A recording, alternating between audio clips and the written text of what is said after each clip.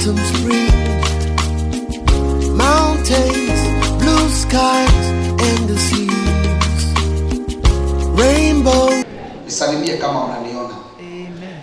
Nisalimie tu kama unaniona. Bwana akubariki sana.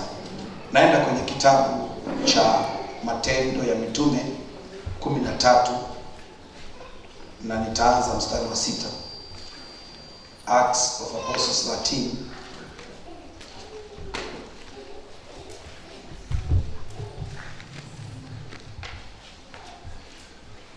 Haleluya. Amen. Na nitasoma neno hilo. Kutoka Pafo, Paulo na wenzake walipanda meli wakaenda hadi Paga katika Pamfilia, lakini Yohana aliwaacha akarudi Yerusalemu.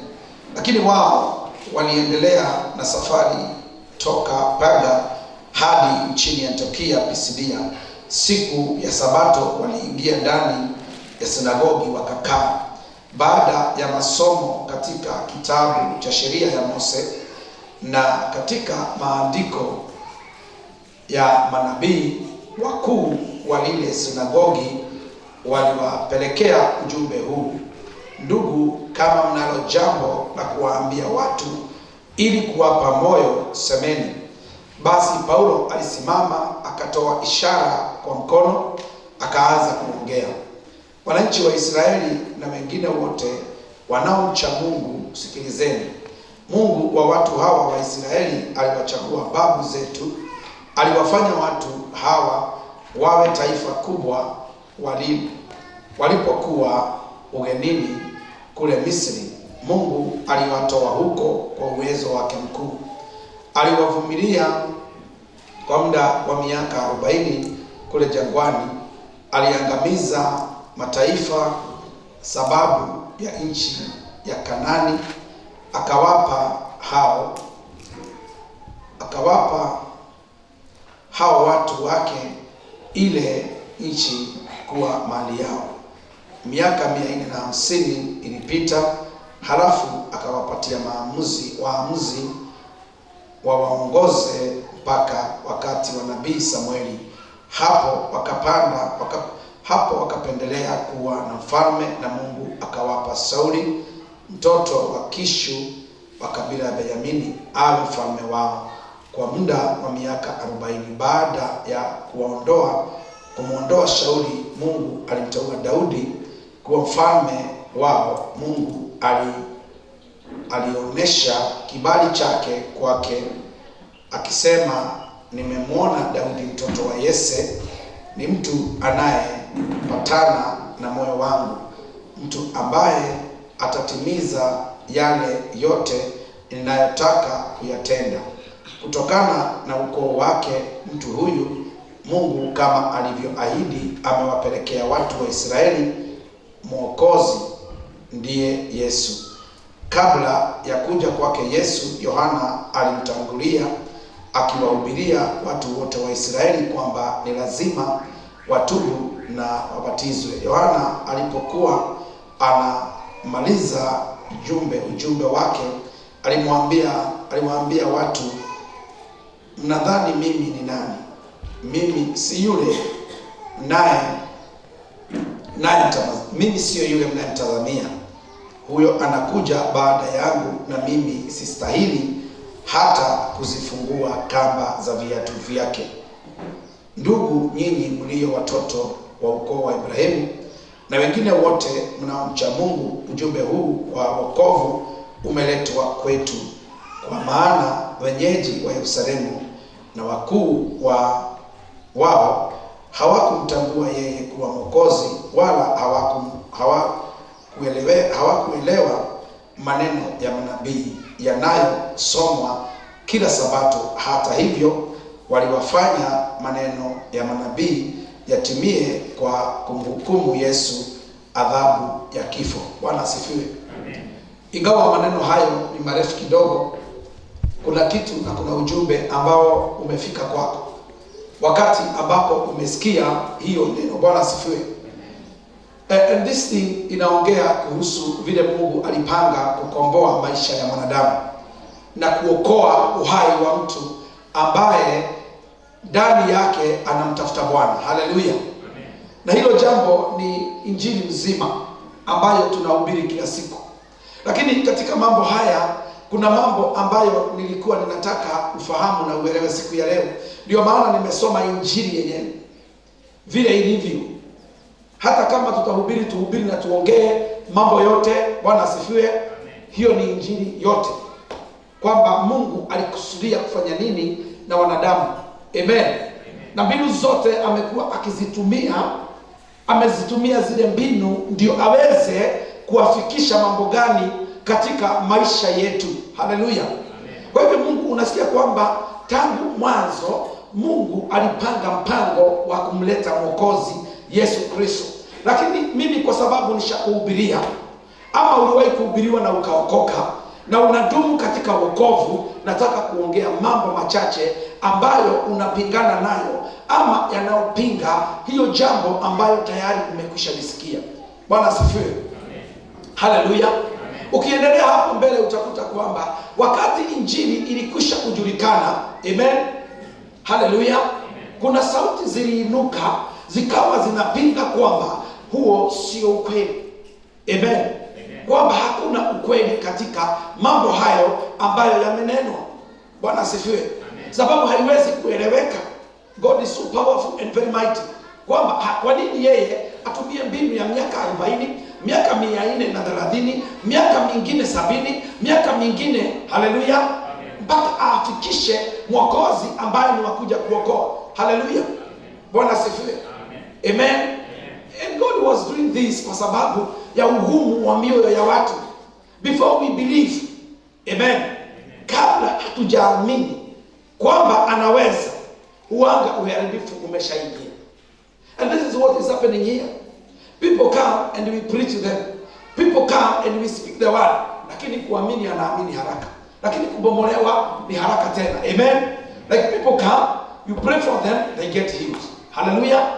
You preach to them, unawaambia kwamba Yesu anaweza, and they see this Christ doing it. But once they go, injili nyingine yoyote, sijui iko na nguvu ya aina gani, inawashika, inawatoa kwenye mpango, wanaifuata kwa haraka, wanabomoka kwa haraka, wanaharibu maisha tena kwa haraka. Amen. Amen. Angalia utaona. Many came, they believed, they started worshiping. Wengine waliletwa na nguvu za miujiza sababu waliona mkono wa Bwana. Lakini tendo moja tu, jambo moja, mtu akatukia kwako akakwambia, na wewe unafikiria apostle anaongea ukweli kweli? And that alone makes those people do away with that faith and with the miracle and with the signs and with the wonders, and they go out. Hallelujah. Hallelujah. Hilo ndilo jambo ninataka kuongea kuhusu kwako. I'm not preaching to you. I know you are born again. Najua uliokoka.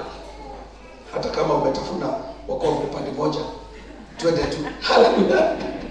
Unajua kitambo tulikuwa tunafuga ng'ombe.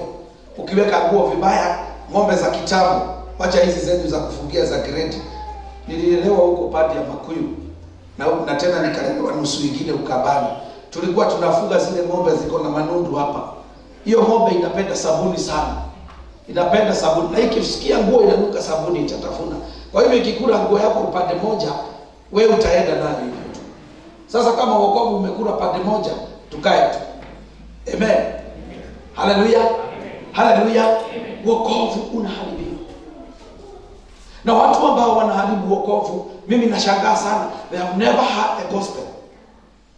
Hawajasikia injili mahali popote. Injili yao ni ya pombe, injili yao ni ya usherati, injili yao ni ya kelele, injili yao ni ya kupigana, na injili yao ni ya vita. They never went anywhere in a church and met with a sound-minded preacher. Hallelujah. Lakini walipokuja wakakuambia, those are lies. Uliambiwa utapata gari, ni uongo. Hakuna kitu kama hiyo. Unafikiria ulipona? You think that you are healed. Wewe unafikiria kwamba kweli utaolewa? No, it's not possible. Kwa nini nikuulize wewe? Sababu uko hapa na sababu mko wengi. Kwa nini wewe unapenda injili ya shetani kuliko injili iliyosikia? Nisomee kitabu cha Wagalatia 1 kuanzia mstari wa 7.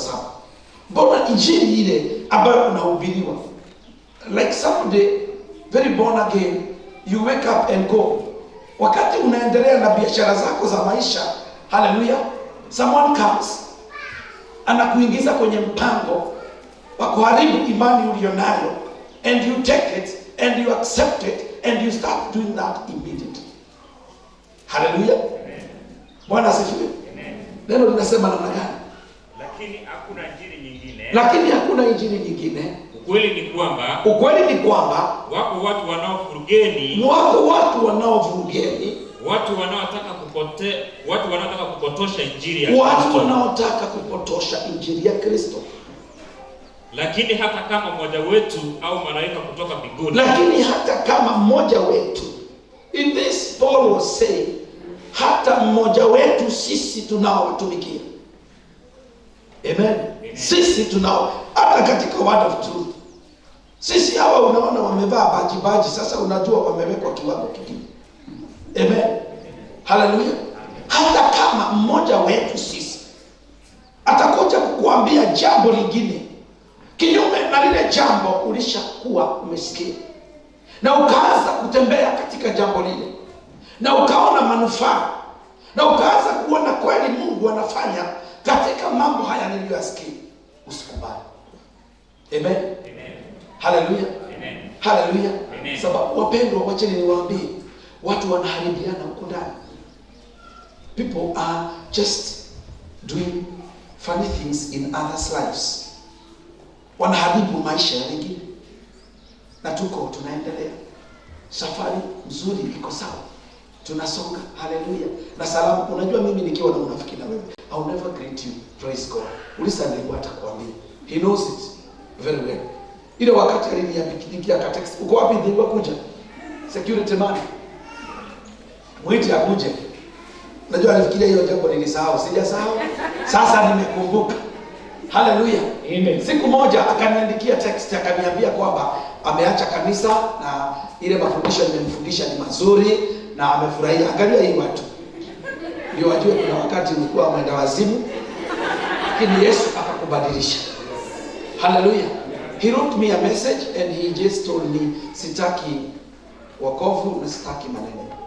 Akatoka akaenda. Akafukuta huyu kuja hapa. Akamvuruga. Na unajua mimi I'm not doing advertisement. Sasa unajua watu wanaosemanga hivi vitu zinawekwa kwa Facebook. Si wakiona watauliza huyu mchungaji ana huduma namna gani. Waweke ndio wajue. Amen. Because we are not trying to make some sermons that is going to impress people in the media ama somewhere abroad. No, wacha waone. Let them see what it is in us. This is what it is in us. He called this man. Akamwambia mimi hiyo kanisa staki na hiyo maneno staki. Huyu alipoenda akaenda akagonga mbuzi akiwa anaendesha gari. Kutoka hapo akagonga gari nyingine. Akanipigia simu nikamwambia wasimu zenyu ndizo zinawataabisha. Haleluya. Ukishikania na mtu ambaye anakataa neno, anakataa injili ya kweli, na wewe utashikwa. Huyu siku ya kwanza, hebu mpatie microphone atuambie alionana na nini. Unajua zile siku ngoja kidogo, zile siku alikuja pale aliniambia na useme hiyo maneno. Mimi najua na mimi unajua uwezi kunilisha kiapo. Nitakumeka mpaka siku moja. Today he never thought this. Hallelujah. Haya waambie. Na by the way he was smart. Security man. Hallelujah. Ukituletea kasheshe tuko na security. Hallelujah. Bwana Yesu asifiwe. Amen. Majina yangu naitwa Alphonse Diva, nimeokoka na mpenda Kristo kama mwokozi wa maisha yangu. Kuna wakati nilikuwa naambiwa na mchungaji hapa niache kufanya hivi na hivi na hivi. Na mmea pembe. Nakataa zikikatwa. Lakini kukataa kwangu kuzikatwa, siku moja akanipigia kelele hapa sana. Na mimi nikasikia ndani yangu nimeumika sana. Sikumwambia, jioni tuliwachana vizuri, akaniambia kesho ufike mapema. Nikamwambia sawa. Kesho yake asubuhi, it was on Sunday. Mimi nikachukua pikipiki yangu nikitaka kukuja kanisa, nikasikia roho yangu inaniambia usiende huko. Sijana ulipigiwa kelele. Akasema wacha nikafanye sasa boda boda. Nikaanza tu nikabeba vizuri. Hiyo siku ilikuwa Christmas. Bwana asifiwe. Amen. Nilienda nikabeba vizuri. Saa 4 kili na pesa iko kwa mfuko. Ilikuwa imeingia. Pesa ndio unakuwa na pesa hivi. Kwa hapo shetani ananiwinda. Anakushindilia sana. Nakwambia sasa ndio umefanya uamuzi mzuri. Twende. Ukanipigia simu ukaniuliza niko wapi, nikakwambia nasikia sitaki kuja kanisa. Ukanitumia message ukaniuliza tena nikuje, nikakwambia sijajibu, lakini nilianza kukutext nikamwambia nashukuru Mungu kwa ule muda tumefanya kazi pamoja. Na tena nakushukuru kwa mawaidha na mafundisho niliyopokea kutoka kwako. Nasikia sitaweza kuendelea na kanisa. Kumaliza hiyo Monday, mimi nikamaliza business yake. Wakati aliniambia hata endelea na kanisa, Bwana asifiwe, ikaisha. Hiyo Monday nilikutana na polisi. Ndio. Ndani. Kwa ndani. Nikajitoa mimi mwenyewe. Akajitoa. Next week pia Monday ndani. Akakosa pesa za kujitoa. Akafungwa mwezi mmoja na miezi 3. Akafungwa. Nikafungwa. Sasa niko ndani nilitafuta nani sasa naweza pigia simu. Nilipigia marafiki zangu wote. Wale ambao wako huko nje ambao hawajaokoka. Wale ulikuwa unaenda kufuata sasa. Ndio watu wa kupotosha. Yes. Hakuna mmoja amenisaidia. Nikaona bwana mpotevu alivyoenda akaambia babake amgawia mali yake yote aende zake. Nikaambia alienda wapi? Alirudi kwa baba yake. Ndio. Akaambia baba yangu ndio huyu tu. Sababu sina wazi. Pigia Yesu makofi mazuri.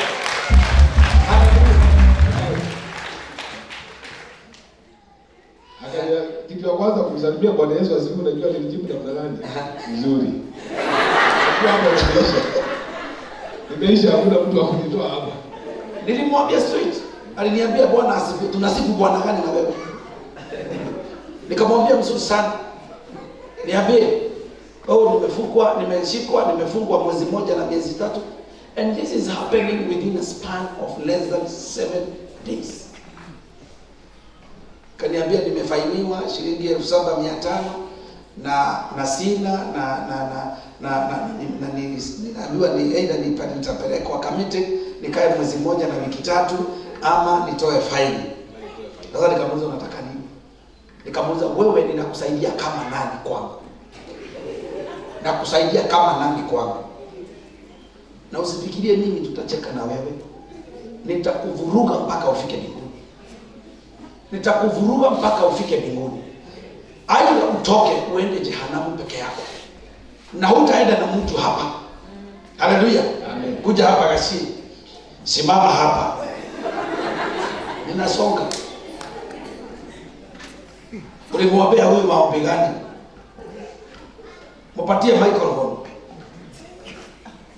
Wasimu zenu nitamaliziaga kwa hii madhabahu. Sema ile maombi uliombea huyu. Bwana Yesu asifiwe. Kwa jina naitwa ndugu Francis Gashie na mimi nahudumu na kanisa la Kangema. Mimi nikiwa upande ule nilifika mahali nikaomba maombi kuhusu huyu ndugu wakiwa na mwenzake, nikaomba maombi ya kujitenganisha na wao.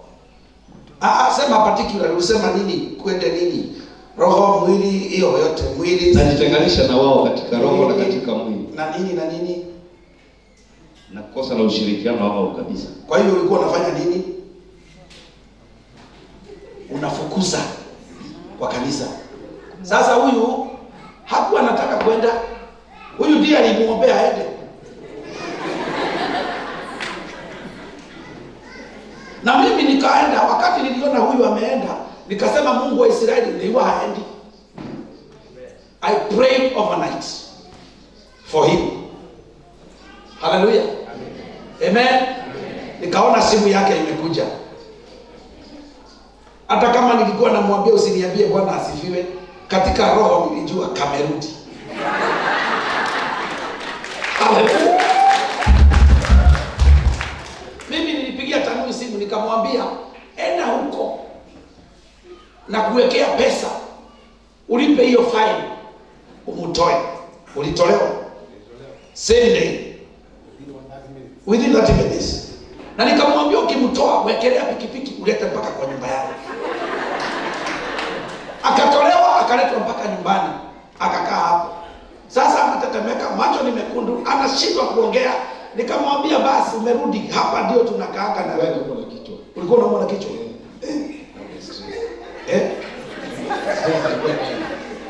stress wakati ulifika kule na wakati uliondoka nikapona. shida zikaisha. Haleluya. Amen. Haleluya. Haleluya. Hii injili ni ya kupotoka hiyo. Kuombea watu waondoke kwa kanisa, hiyo ni kupotoka. Utakalia kiti yake. Amen. Utapokea baraka zake. Amen. Haleluya. Haleluya. Haleluya. Sasa siku ya meza ya Bwana, huyu akaita huyu, akamwambia kuja twende pale nje. Akamwambia polisi, msamehe, nitawapea meza ya Bwana. Mkitaka kukufa mkufa. I'm serious. Hamutanizuilia niendelee na injili. Na mimi sitaki kufunuliwa hivi ati mtu anateswa na mtu aliye hapa. Hakika nitakuzika. I'll take you to the grave. Na mimi nitarukaruka siku hiyo. Nasema haleluya, na hivi na ninachukua mtu kwa shetani na utaenda. Stop this nonsense. Wacheni kufuruga watu hawa, wacheni waende mbinguni. Wacheni watu hawa waende mbinguni. Hata mtu kama amekatwa mguu, twende na yeye na moja. Twende na yeye na mguu moja. Haleluya. Amen. Haleluya. Amen. Sasa hii ni nini sasa? Ukisikia injili nyingine yote ambayo hatukuhubiri, uikatae. Sasa niko naambia huyu jana, mimi nimefanya makosa makubwa sana. Ninaona kama nitaenda kutubu, sababu nilichukua watoto nikawafundisha siri za kiroho. Sasa wamejibadilisha, wamekuwa makamanda, wameanza kutumia zile bunduki kuua wenzao, na nitakuaibisha. Na kwa sababu nafunuliwa haki, wewe ndio ufanye. Nimefuruta elimu nyingine ya kiroho, nimeifuruta. Amen. Haleluya. Haleluya. Ninajua hampendi huyu na hampendi wa Makena. Simama. Hata wewe simama. Hata kuna wengine tu wako na maneno. Hawa watu wanawasaidia. By the way, we don't pay them. We don't pay them. They're just giving them their lives to you. They're sharing their lives with you. They come here and shout and scream for you. Wewe unataka kuniambia anaweza kuskrimia Viki na Joe na nani kwa nyumba? Can she do that? Anaweza kuskrim hiyo scream kwa nyumba yake? Ama wewe unafikiria kuskrim ni utoto? Haleluya. Amen. Haleluya. Amen. Haleluya. Hebu nifungulie Zaburi 100. Psalms 100. Hii garantia nataka ushikilie, lakini iende Zaburi 100. Waze hapo moja. Usikilize. Sasa Wamakena, tabu ya Wamakena ni kutabiria watu na kusema wanafanya maneno. Na yeye anakusaidia. Yeye hasemi uache kanisa, yeye hakufukuzi uache kanisa, anataka ujirekebishe, angalau tuendelee na safari. Na safari sasa shida ya Makena ni wapi? She has given her life, she sits here on Thursdays, anakuambia vile Bwana na Roho wa Bwana anasema the whole day, na hata wakati alikuwa na mimba, alilea mimba 8 months, 29 days and a few hours with you here. She left this place, akaenda kuzaa that evening. Kwa sababu anajua kwamba niko na watu ninahudumia. I must serve them. I must be there to serve them.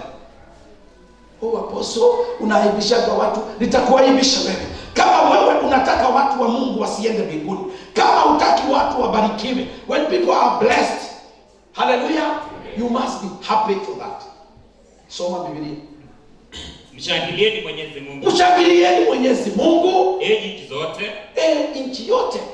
Mwabuduni Mwenyezi Mungu. Sasa kwa sababu mwandishi aliandika mshangilieni Mwenyezi Mungu, alikuwa anasema mlie. Nikusema anasema mlie. Akisema mshangilie mnafanya nini? You know, some people wanasemaga huyo ni utoto. For by the way, you don't know that. Sasa huyu naye anaanza ile utoto yake. Hallelujah! Jesus! Jesus! Jesus! Anapayuka kipolisi. Hallelujah! Mbona manabii wametabiri hapa, hawajawahi kutabiri? Fuga hiyo mdomo ya Jesus. lakini wewe umetabiriwa, wewe ni shida na wewe ni giza. Amen. Haleluya. Haleluya. Sasa ninataka kuwapeleka kwa maombi ya toba kabla sijafundisha zaidi. Na kama kuna mtu umeombea maombi mabaya, waambie Mungu sasa abariki. Waambie Mungu umewithdraw, and if you do not withdraw, I am going to redirect that prayer against you yourself. That's what I'm going to do. Yes. Mtu ajitenganishaji na mshirika. Tunajitenganishaga na wakora, wale ambao tayari wako nje. Hawa watu nimekaa na wao 12 years now, I think 10 years. Hakuna siku na mnanikoseanga. Si ni ukweli? Hakuna siku nilisimama mama Gedeji nikasema wacha nipige huyu mama amenikosea. I walk with them. And I keep walking with them. Because that's how Jesus has taught us. Hivyo ndivyo Yesu ametufundisha. Hati nitaomba hana hii kanisa. Wewe uko na kanisa utamjengea hedagi. Amen. Hallelujah. This place is for everybody. Hata wale wako huko nje hawajakuja wakuje. Amen. Hallelujah. Hallelujah. Hata ukiona mwanaume mlikuwa urafiki na yeye na amekuja, sema hallelujah. Mimi nafunulia kwa wengine wenyu mmekutania hapa. Mmekutania hapa. Mlikuanga pamoja baada ile. Mkakuja ukakuta haika ukaa huko. Kuna nini joka? Hallelujah. Sasa apostle atatuona ataibisha. I don't do those kind of things. Mimi nafanyanga kazi ya kurekebisha kabisa. Na hawa ninawaletanga hapa ndio niweze kuonyesha. Amen. Kwa sababu mimi wewe nimekufundisha kabisa kwamba kupenda hii watu. Kabisa. Hata nimekuita private. But he continues doing it.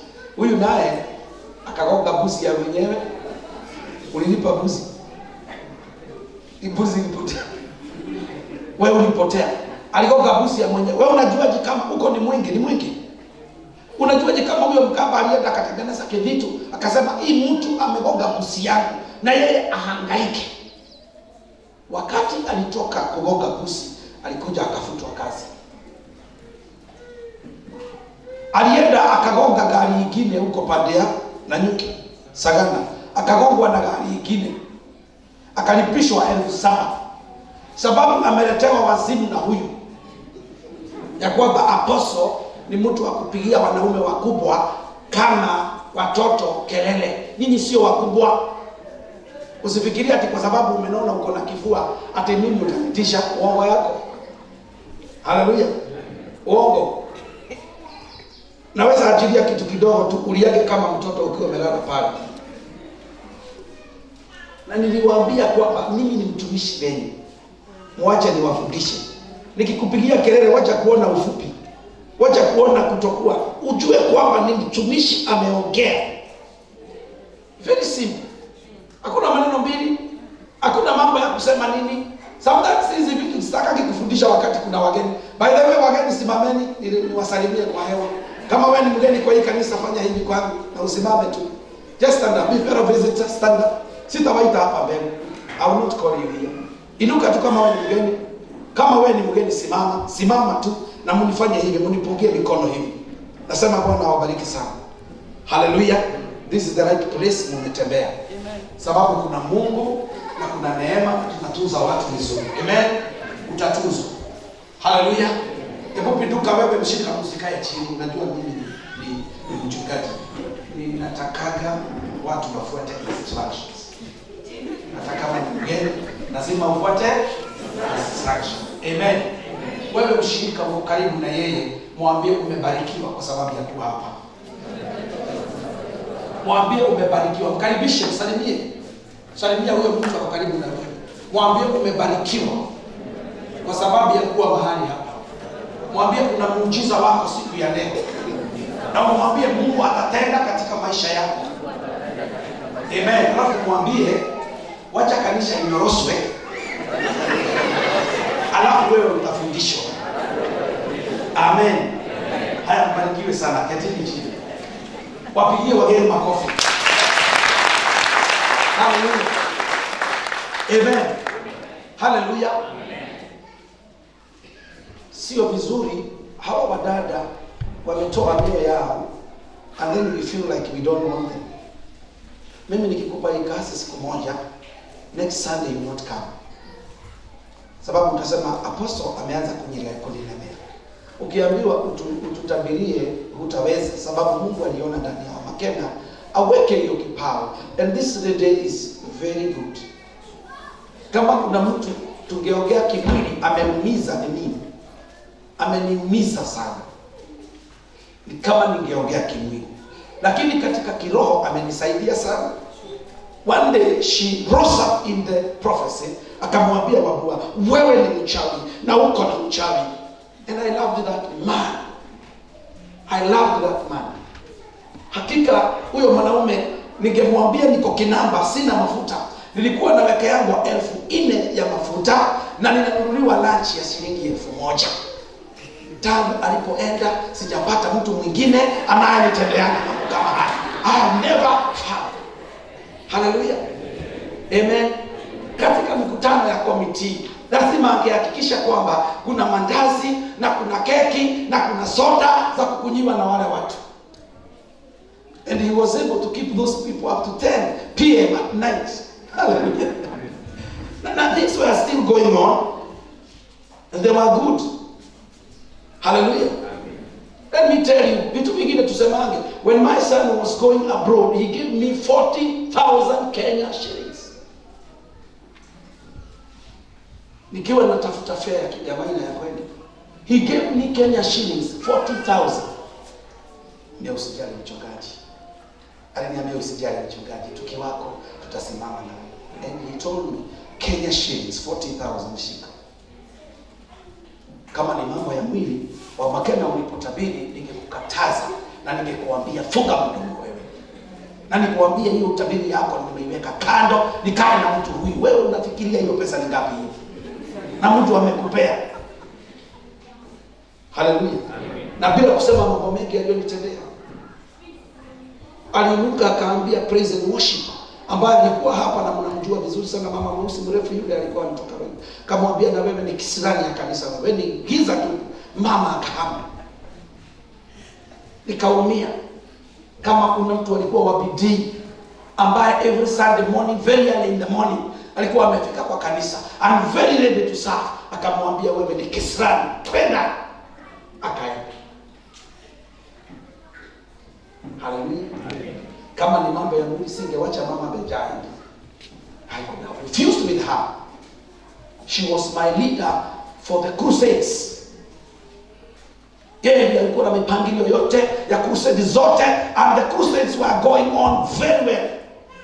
Paka nikalia nikamuuliza Mungu, unataka nifanye kazi na nani? Lakini niliendelea kumpenda mama Makena kwa sababu nilijua kwamba Bwana amemtumia vizuri. Today I realize what the Lord was doing. Amen. Sababu watu hawa walianza kupatikana. Walianza kuletwa na Bwana. I continued to pray for her. Na wakati alitabiri mimi hiyo biashara ya wale nikawacha. And to tell you, hata wakati tunajenga hii kanisa, I called one. Nikamwambia ndugu, nataka kununua mabati huko kwenu kwa kampuni yenu. Akaniambia don't worry, I'm going to negotiate the best prices. Hallelujah. And he really negotiated. Hallelujah. He negotiated. Tukapewa good price. Amen. Tukanunua mabati. But that friendship does not make me say kuja urudi. No, I still go by what she said. Wakati alitumiwa na Roho Mtakatifu. And then you can realize kumbe maybe unaweza tabiriwa badala ya kwenda kutubu na kuacha hizo vitu, uanze kuomba maombi mabaya ya yule mtu. Hallelujah. It is dangerous. I even feel that like we are living in danger. We are an endangered species. Endangered species. Hallelujah. Because unajua tunaweza kukaa ndio aende kama aende, na unajua wewe ukiomba na wewe utapata dawa yake. Kutainuka mwingine naye atakuombea wewe. So that happens. Mwingine atainuka asema Gashi, unalo utaniona. Naye aanze. Na kwa sababu wewe hukuulilia yule, basi. Haleluya. Sasa uende ukaombee hii mtu. Hii mtu uende umuombee. Hata kama ulimwambia kusamehe akakusamehe. Maybe hata wewe hujamsamehe. Uende umuombee na uambie Mungu ambariki na uambie Mungu atende kitu katika maisha yake na amtumie. Sio lazima wewe utumike peke yako. Usipokubali kutumika na wengine, huduma yako itakwisha. Kuzunguka na utakuta hakuna kitu kinafanyika katika maisha yako. Amen. Sasa umesikia vizuri? Sasa ambia kanisa kama wasimu iliisha. Wasimu yangu iliisha. Kwa hivyo ukiwa mahali pale, kubali tu chongo. Usipochonga unaangamia. Hallelujah. Amen. He came back and he's good. Hata nikiongea na Simon na huyu, nimewaambia huyu mtu hakuna mahali mtapeleka. Huyu nitakana. Hata umchukie. Umenikataza kuona apostle, huyu siachie. Hallelujah. Amen. Hallelujah. Amen. Vile nilisema na ile sitaachilia. Hii unaona inaitwa gidheji. Unaona nimepatia bibi. Hallelujah. I know who these people are to me. I know. Wewe kama hujui mimi I know. Hallelujah. Hata hawa ninajua hawa. Hata huyu zile vitu amefanya ni baya tu. Hanaga raini nzuri, raini zake ni mbovu na mbaya. Lakini wewe hakuna mtu aliwahi kukuombea. Hakika. And you stand to be prayed against. In fact, you stand kuombewa mpaka maombi ya kukufa. Is it true? According to what we know. I'm not saying anything.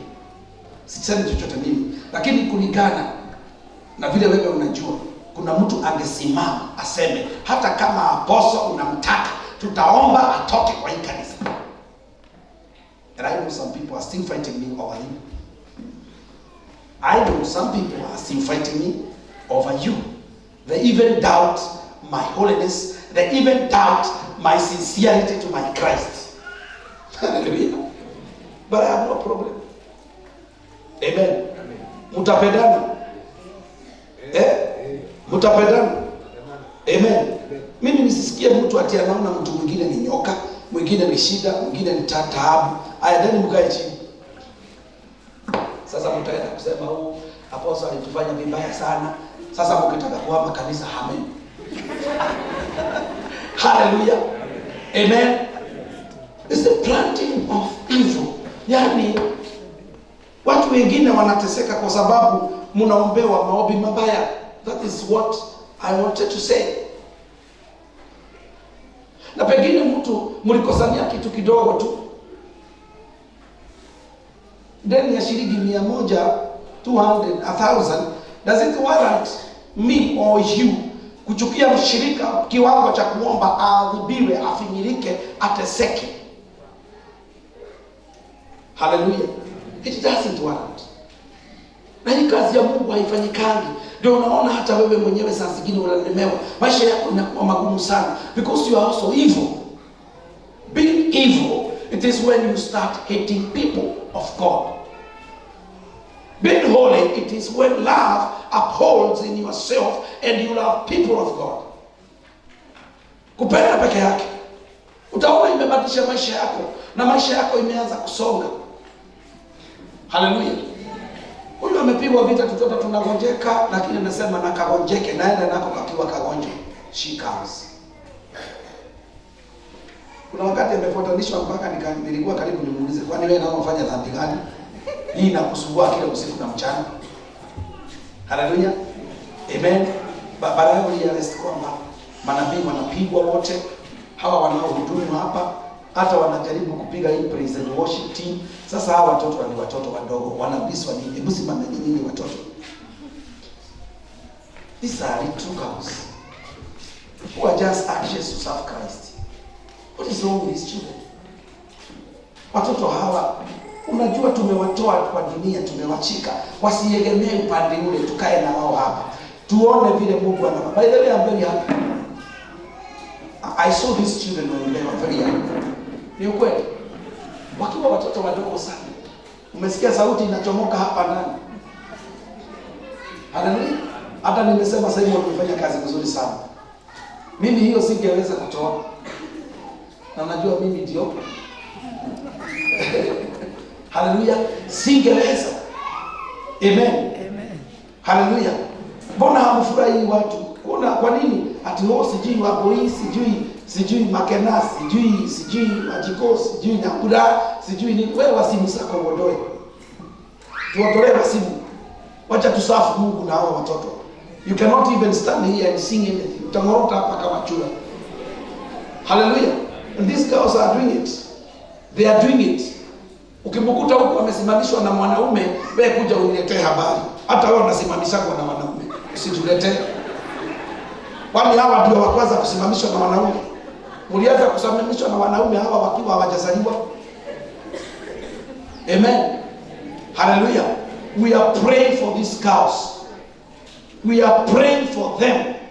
Paka Mungu awatumie wakuwe watu wazuri katika dunia hii. Hallelujah. Amen. Sijui kama mnanisikiliza vile ninasema, oh aposa unatusomea kwenda nje. Toka. I'm defending this little girls. Sababu hii huduma ikikosa hii watu mnaona hawa akina Dewa, hawa mnaona ikikosa hii huduma haiwezi endelea. Amen. This church is full today. It is been full all the time. Why? Kwa sababu we are doing the right thing according to Christ. Ni nani atajenga kanisa kubwa mara moja na aijenge na ijae within 3 weeks? Hallelujah. It is because it is not us, it is Christ. Christ anasema tupendane. Tupendane. Mambo ni kupendana. Hakuna maneno ya story mingi. Kama uko na aspire kuolewa na Gideji lakini akaoa Nyambura, hiyo maneno weka kando, usahau, usoge mbele na wewe utisha.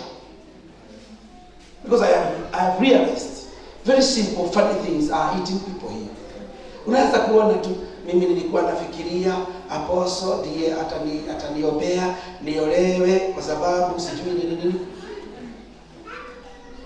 Please tulia wacha kisirani. Ngojea. Hata wewe siku yako itafika. Oh, kwa nini alikansel harusi ya Julius na ya Gideji akakubali? Kwani ni wewe Julius?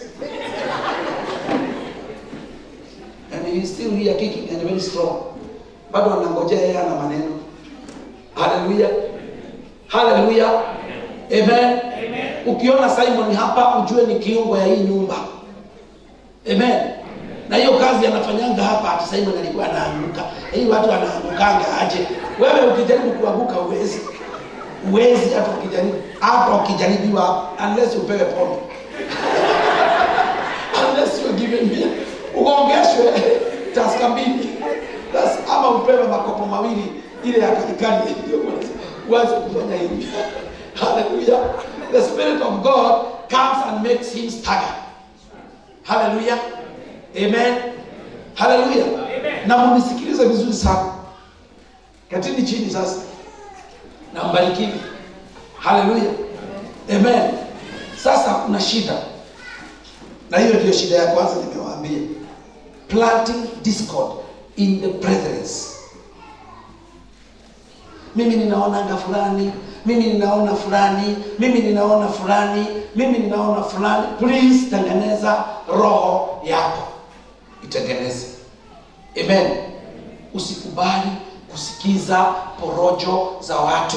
Hallelujah. Amen. Hallelujah. Amen. Nilijua hata mlikuja mkauliza, mbona siku hizi haombi hapo mbele, Simon ndiye anaomba, kwani kuliendaje? I know these things.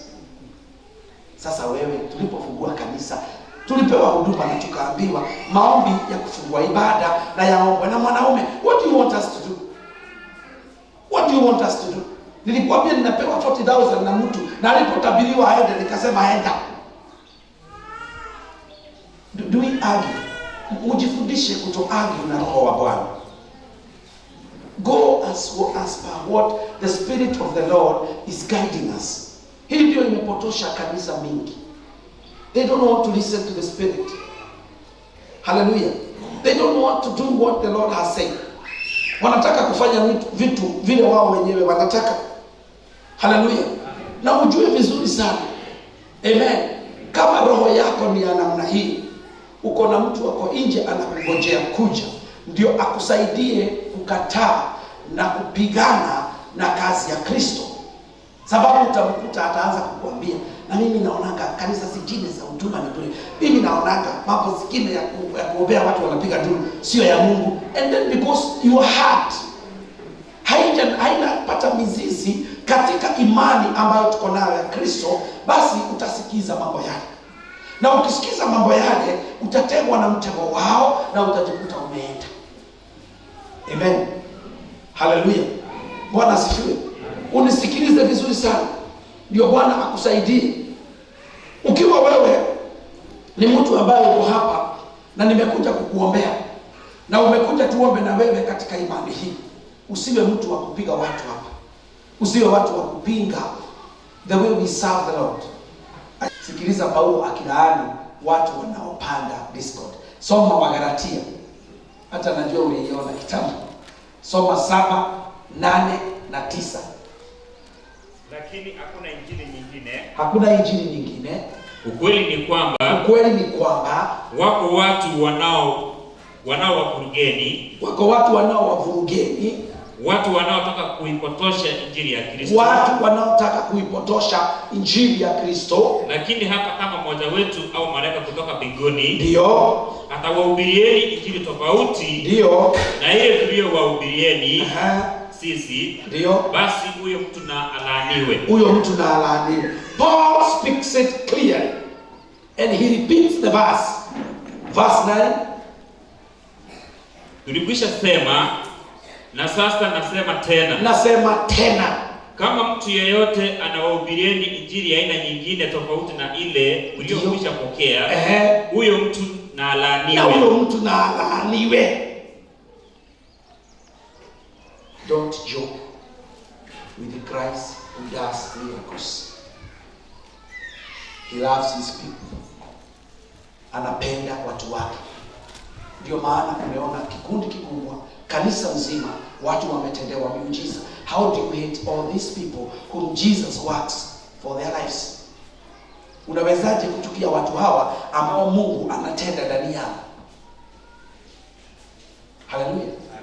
They are included in the kingdom. They are in the kingdom. They have been counted as the receivers, the heirs who will receive from Christ. Hallelujah. Wamehesabiwa kupokea kutoka kwa Yesu. Paulo akasema kama kuna mtu ambaye ataleta mambo mengine ya chuki, mambo mengine ya kuharibu, na mtu huyo alaaniwe. That must be cursed. Now this is a curse that people have brought in their lives. When they come and plant discord in the brethren. Unajaribu kuhakikisha kwamba Simon na Ann hawaelewani na hawasikizani. There is a curse because Paul was a great apostle of Jesus Christ. And the Bible says that what was written there, it was brought in. The man who said it by the Spirit of God. Read for me 2 Timothy 3 verse 16. So whatever was written, I know this was written from the advice of the Spirit of God. It is the Spirit of God who told Paul, saying that let them be cast if they plant discord against the brothers. Hallelujah. Amen. Hebu soma sasa. Maandiko yote matakatifu yameandikwa kwa uongozo wa Roho Mtakatifu. Yameandikwa kwa uwezo wa Roho na mwongozo wa Roho Mtakatifu. Na yanafaa katika kufundisha ukweli. So this thing of laaniwe, it was written from the Spirit of God. And that's the worst curse someone can have. The worst. Soma. Maandiko yote matakatifu. Maandiko yote matakatifu yameandikwa kwa uongozo wa Mungu. Yameandikwa kwa mwongozo wa Mungu. Na yanafaa katika kufundisha ukweli. Na yanafaa katika kufundisha ukweli. Kuonya. Kusahihisha makosa. Na kuongoza watu waishi maisha adili. Na kufanya nini? Kuongoza watu waishi maisha adili. Amen. Unapokataa kusikiliza injili ya kwamba hakuna chuki, hakuna kupinga na kupiga vita wenzetu tuliookoka pamoja. Amen. No accusations, no hating these people. Hallelujah. Hallelujah. Hallelujah. There is a curse that was proclaimed by the Apostle Paul after the Spirit of the Lord advised him. Proclaim a curse against those people, the kind of these people. Proclaim a curse on them. And he proclaimed. And it was written. Amen. Do you think you are safe if you do that? Paul says, na alaaniwe mtu wa aina hiyo. Do you think he was speaking to Galatians only? He is speaking to us today. The church in Galatians, the church in Corinth, these churches in Ephesus, these churches in wherever, Colossae, wapi, in Rome, zote zilihudumiwa na Roho Mtakatifu. The same way, the same Spirit of the Lord is serving us here. Because the word says, wote wanaokubali Kristo ni Mwokozi, the Spirit of Christ serves those people. Hallelujah. Amen. Amen. You'll have to go and repent. Serious repentance for that curse to come out of you. That's why some people are suffering. Watu wengine, they are suffering. It is not because you have sinned. It is not because there is the devil, there is a demon in you. No, it is a curse that is propelling in your life. Na itakupeleka ushangae. Na ndio unaonanga wale watu wote huko nje wanainuka, wanaanza kupiga kanisa, wanaanza kuteseka, kuhangaika, kufinyilika, mpaka wanaanza kusema hawa wachungaji wananiombea. Do you have time to pray for people? Atatuombea maombi mabaya. By the way, we are normally very tired if you don't know. Kama haujui. Going round all the way and coming back, going to preach, seeing people here from morning to the evening, and then the following day you rush this side, go this side, go, come preach. Sunday people are here. Sometimes we even don't pray. Unafika nyumbani unasikia kulala mnalala. Ukifikiria ati unaweka simu uamuke, unaona nikiwaambia mnaamkanga na mkulala, mnazima simu. I am one of you. Hallelujah. Ukiuliza bibi yangu atakwambia, I normally wake up at night. Ninaisikia inalia inafuruta mkono na ifanya hivi. Na ninajua kabisa hasa mahali hiyo iko. Hata sifungui macho sasa hivi, napeleka kidole tu nafanya hivi. Imesimika. Siamuki because jana nilishinda kuhubiri, nimetoka wapi, nimeenda wapi, nimezunguka wapi. I'm so tired. Amen. Hallelujah. Sasa sisi tunasikia hata kuinua kichwa ni vigumu sana. Amen. Do we have time to fight people? Saa ngapi? Mimi nataka kuona watu wakienda mbinguni. Mimi nataka kuona wale watu ambao hawajazaa hapa wakizaa. Nataka kuona wale watu ambao hawajabarikiwa wamebarikiwa. And I'm sick for that. Because I know I cannot preach Christ. I cannot preach Christ without miracles. Hallelujah. Amen. Hallelujah. Yes. Na niliwaambia last time, I am ready for your bothers. Wewe kuja uniambie na hiyo mambo yako yote mazito. Hayo mazito kabisa let. I am not doing them. Christ is doing them. I am trusting Christ. He's going to do those things. Ninaona unacheka unashinda. Na hii yangu utaweza, nitaweza. Hallelujah. Christ is with me and it is going to happen in Jesus name. Hallelujah. Hata wale wamama wanataabishwa na wazee nyumbani. Mzee anakuambia ninatafuta rungu badala ya panga. Nilete panga hiyo, lete rungu hiyo, nitakupiga nayo. Usijali. Huyu ni mtu amepungukiwa na akili. How do you beat a woman with a room? Madiokore hili inakaa hivi.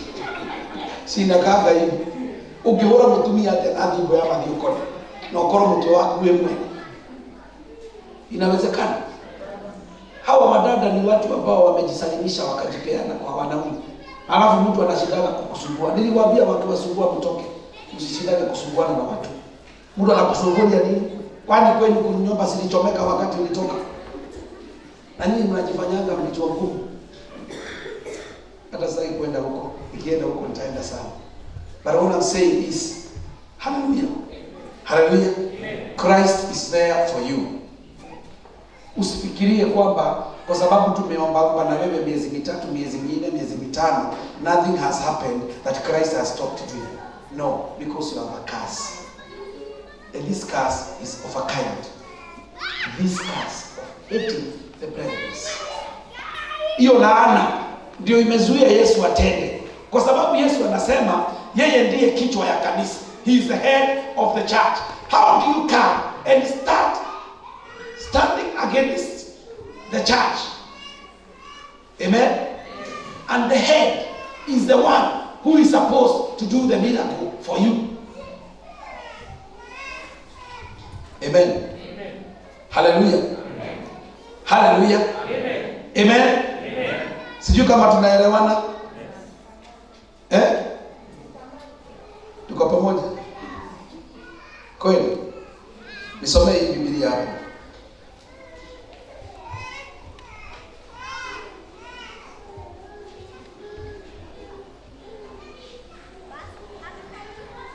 So, what I was teaching you and what I wanted you to know is that there is a silent curse that you even do not know that it is eating you. And that curse, unless it is out of your life, bado utakuta kwamba miujiza haitimii. Hallelujah. Hallelujah. Amen. Amen.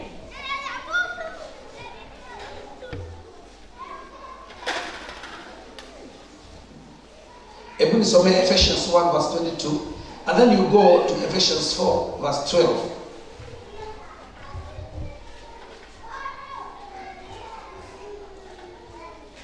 Kitabu cha Waefeso 1:22. Inasema nini? Mungu ameweka vitu vyote ndio chini ya miguu yake. Chini ya miguu yake. Na akamkabidhi kwa kanisa. Akamkabidhi kanisa akiwa mkuu wa vitu vyote. Mkuu wa vitu vyote. That is Jesus. Mungu alimpea Kristo vitu vyote viwe chini ya miguu yake na akamkabidhi Kristo awe kichwa cha kanisa. Kwa hivyo Kristo ndiye anayetenda miujiza na Kristo ndiye kichwa cha kanisa, naye mtumishi wake ambaye alimuinua Paulo akamwambia waambie wanaotenganisha, wanaoweka chuki katikati ya wateule na walaaniwa. Now the curse started working on somebody. Laana ilianza kukusumbua. Ingawa umeokoka, ingawa uko na Kristo, ingawa ndani yako uko na sababu zote za kuchukia, sababu zote za kusimama kinyume na watu, lakini laana hiyo inaambiwa kwamba ulaaniwe. What are you going to do? Do you think now Christ can come blessing you when he has guided the apostle to say, curse? If cursed by Paul, by the Spirit of God through Paul the apostle, can Christ now come to bless? Do you know miracles are blessings? Yes. Do you know being healed is a blessing? Yes. Receiving good things. Wacha nikuambie kitu kimoja. I have noticed with a lot of concern. Amen. Wapendwa wale ambao ni wa hii kanisa, wale ambao tumekaa na wao kwa muda, wale wanapenda kuchukia wengine na kupanda hiyo chuki katikati yao. Amen. Hallelujah. They stay for long before receiving a single miracle. Look at the visitors who comes here. Visitors. Let them be drunkards. But I'm telling you, they receive. Dada Morini ametuambia alikuja hapa hakuwa ameokoka, alikuwa mvuta sigara, alikuwa mlevi, na Bwana akatenda katika maisha yake. And then people stands, wanauliza, sasa mimi nimengojea sijatendewa, mimi nimengojea sijaona, mimi nimengojea. Kwa sababu wewe uko na laana ya Paulo, uko na laana ya kupandikiza chuki katikati ya wateule, uko na hiyo laana. And unless this curse gets out of your life, you can never receive a miracle. You keep waiting, keep waiting, keep waiting. Please tell those people who come and tell you about others, shut up. Tumefundishwa leo. Unamwambia funga mdomo. Tumefundishwa leo. Don't sit down and discuss how evil other members are. You are attracting this curse. Twende hiyo ingine. Waefeso 4 mstari wa 12. Inasema nini? Alifanya hivyo apata kuwatayarisha watu wote wa Mungu, ndio, kwa ajili ya kazi ya huduma ya Kristo, ndio, ili kujenga mwili wa Kristo. Ili kujenga mwili wa Kristo. Kanisa ni mwili wa Kristo. So Biblia inasema kwamba kama vile mwili mmoja uko na viungo vingi. Amen. Haleluya. Haleluya. Hivi ndivyo na visu hivi. Mwili uko na pua, mwili uko na macho, mwili uko na masikio, mwili uko na mikono, mwili uko na miguu. Amen. Haleluya. Nasi ni kiungo cha mwili wa Kristo. Huyu ni jino, huyu ni sikio, huyu ni macho, huyu ni mguu, huyu ni kidole. Sasa ukiingia uanze kusema kidole ni kibaya kikatwe. Kidole ni kibaya kikatwe. What do you think Christ is going to do with you? Kwa nafikiria kwa sababu yeye ndiye mwili. Mwili wa Kristo ni kanisa. So this is the body of Christ. Now Christ has a nose, has a tongue, has lips, has hair, has all this. Some of us are Christ's nose. Some of us are Christ's legs. And some others are proclaiming that Christ's leg be cut off. Christ's nose be removed. Then Paul says, do you know why this is happening? You know why? So that the body, the part may not be removed. You know what happens? When you say they are like this, when you say that ni wabaya, ni washenzi, hawana akili, mimi namchukia sana, sitakaki kumuona, and then unaambia watu wengine wamchukie. Amen. Paul, a spiritual language. Paul alisema kwamba na walaaniwe, so that wanaweza kuwa wametengwa, ndio sikio la Kristo isikatike. So once you say na walaaniwe, so once they start that hatred, automatically the curse comes into them, and then they are cut off themselves. Wakati wamekuwa cut off, hallelujah, the body of Christ is never affected. It continues growing with the nose, with the fingers, with the leg. Do you understand? Unanielewa vile nasema? Hallelujah. So the purpose of the curse is to make these people, rather than the body of Christ being affected, the people be casted out for the body to remain intact. Hallelujah. Amen. Amen. Sasa ujue, whatever you do, it will never work and stand before Christ. He had laid all the system, and the system of Christ is working. Tena inafanya kazi vizuri sana. Amen.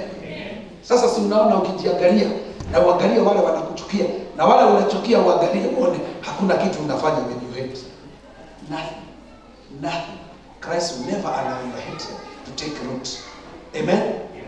Hata mtu akitoroka kidogo anarudi. Tena anarudi akiwa na uamuzi mkali sana. Kama the has got a very serious declaration in his heart of staying and remaining. Amen. Sasa hata mawimbi ikikuja, yeye hawezi yumbishwa. Ameamua, I will never ever repeat that again. What about that person who was doing that? You have to pray so much for Christ now to now bring you back and include you in the body. You know, when people go for an operation, people go for surgeries so that the part that is affecting other organs to be removed. See you kweli? Yes. If anything grows in your body and it is affecting the functions of some organs in the body, the doctors come and notice it. They declare to remove that thing. That's what happens in Christ. And that's why we have prophets. That's why we have angels. That's why we have things that comes and happens and we don't know. And that's why we say sometimes people die. They die. Some others get sick and sleep, never waking up. Others go to the grave. Others disappear and go back to drinking and stealing and living that life. He has a system of sustaining and keeping the body. Amen. Some of us are still having sin. And even if they repent, those sins can never get out. You know why? Amen. They have a curse. Nitaita Apaulic curse. Ni ya Paulo ambaye aliambiwa na Roho waambie wamelaaniwa. Amen. Na hiyo inakuja kwa sababu ya kuchukia dada mpendwa ndio mpendwa. Then the Bible says ukiwa kwenye mwangaza, but if we walk in the light as he is in the light, we have fellowship with one another.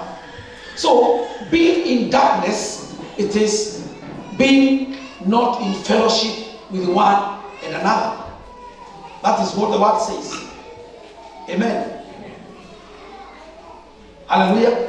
Kwa hivyo giza ni kuwa kwamba hauelewani na washirika. Hiyo ndio kuwa na giza. Kwa hivyo Yesu mwenyewe alielewana na kanisa na anaelewana na kanisa. Yeye yuko katika mwangaza. Like what? Who goes and speaks against our brethren and goes and tells them, nimetoka kukusengenya. Kuna mtu atafanya hivyo? So they are in darkness. Kuja hapa. Kuja hapa. If you speak evil against him, there's no way you turn around and tell him, nimeongea kinyume na wewe. Si ni ukweli? Kwa hiyo utakaa na utakaa. Amen. Huyu ameongea mabaya ya huyu. Huyu hajui. Kwa hivyo katikati yao ni nini kiko? Sinigiza. Sinigiza. Yes, ni giza. He does not understand him. He does not understand. So, Christ is in the light. If you put yourself in the darkness, you are not in the light. Hallelujah. The curse is operating in you. And when the curse is operating in you, you will never be blessed. Your prayers will never be heard. Evil things will come and they'll just hit on you. But if you are in the light, you'll have fellowship. So I will advise you, kama huwezi kuacha kusengenya na kuongea mabaya, please take this simple advice from me. Once you have talked evil of them, look for them and tell them, nilikuwa na fulani na nikamwambia wewe unaaga akili. Nikamwambia wewe unakaaga shetani ambayo imetoka kwa moto ama imetoka jikoni. That is now you put the light between you. And now the blood of Christ will cleanse you. Damu ya Kristo itawaosha. Sababu neno lisema kwamba me ama him, he will keep being cleansed day to day as long as he has light before me and before others, and that is having fellowship with all of us. Having fellowship, it is meaning I understand him, ninakuelewa, and I have nothing that I'm hiding against you. Amen. Hallelujah. Hallelujah. Amen. Amen. Hallelujah. Amen. Then the blood of Christ cleanses. And this is why James, the brother of Jesus, said, repent one to another. That is putting light in us. That is bringing in fellowship. Hallelujah. And then the blood cleanses you. Wewe umefanya dhambi gapi tangu asubuhi? Wewe umefanya dhambi ngapi tangu asubuhi? Hujui? Yes. Have you sinned? Have you sinned? Ninakuuliza, umefanya dhambi tangu asubuhi? Angalia wewe sasa. Ananiambia hapana. Wewe ni munafiki wewe. Everybody has sinned this morning. All of you mmefanya dhambi tangu asubuhi. Hata unaweza kukaa umekaa hapo na ni mwanaume na unatamani huyo msichana. Already unafanya dhambi nikiendelea kwa madhabahu. Hallelujah. Actually you have sinned this morning. Kama wameniambia yes, I have sinned. We keep sinning. But the blood of Christ keeps cleansing us. It keeps cleansing us. It keeps cleansing us. And this cleansing can only be stopped by us not having fellowship by the brothers that we know. Hata kama mtu kameokoka upande ule na haukajui, hakuna fellowship yako inatafutwa yako na yeye. Kuna tafutwa fellowship yako na huyu ambaye unamjua. Hawa ambao unajua. Hawa ambao unawajua. Yesu anataka kuona kwanza hapo. Anataka kuanza kuona hapo. And that's how the love of God is triggered in our lives. The blood of Christ cleanses us. It's not because we have anything. No. Yesu anatuangalia. They are holy people. And the holy people have fellowship with people. Leo naonaga mkinikosea na waita na wapepeleza. Nikiwakemea na waita tena. Nikifikiria nione mnaumia na waita na waongelesha. Lakini kuna singine naambiwa funga ndio wajielewe. Amen. Hallelujah. Start looking for fellowship between you and that other brother, between you and that other sister. Amen. Hallelujah. That's why Christ came. That's why Christ came.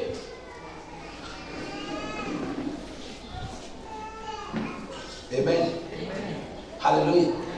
Sasa usifikirie wewe ni mjanja. Hiyo system ya mbinguni ni kali sana. Hiyo ni kali sana. There's nothing you can ever do. Ukitaka kupokea miujiza, have fellowship with other brothers. Have fellowship with them. Wapende tu hata kama ni wale wakatili kukatilika kweli. Penda hao. Watafute. Usihagi mtu kama unajua kwamba umekuwa ukimsengenya. Mwambie hapana, please. Hata usimwambie Bwana asifiwe. Amen. Mwite umwambie, my sister, unajua mimi nimekuwa nimekuchukia tangu last month sababu wakati mlikuwa mnasafu chapati pale mliniwekea chapati kidogo. I told you these people wait, others are petty. Very petty. Utachukiwa sababu ya masupu ya boga. Supu ya boga, cabbage, supu ya cabbage.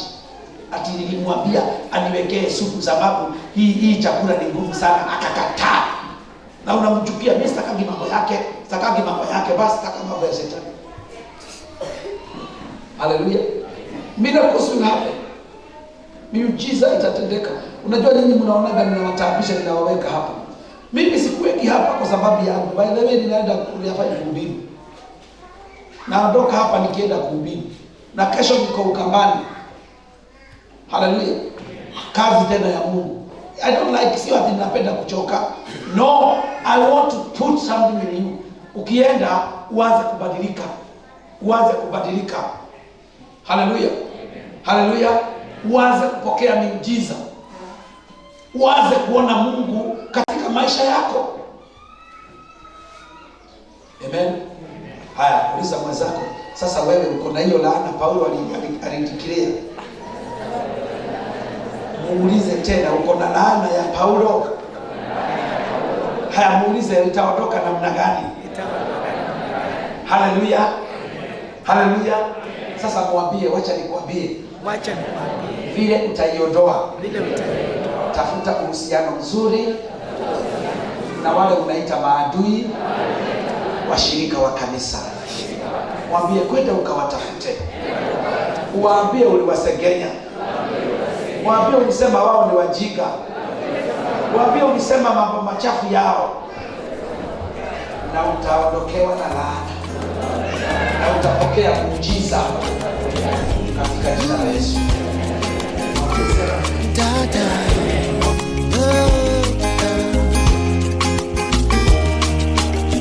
Summer, winter, autumn, spring, mountains, blue skies, and the seas, rainbows, sunshine, and the trees. Jesus, maker of the Lord, Jesus.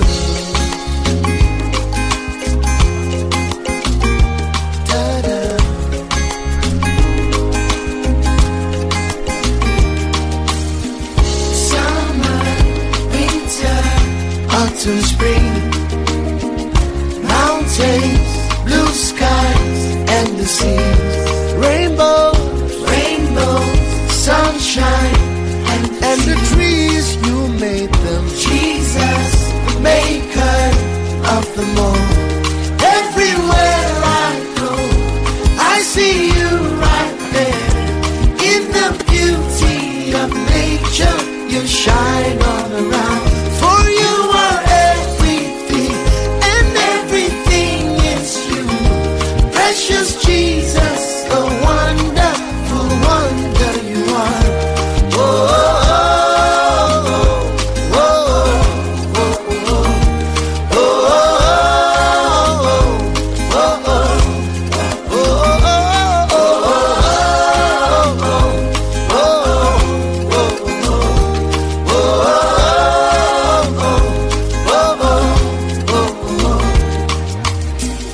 morning, noontime, and the night.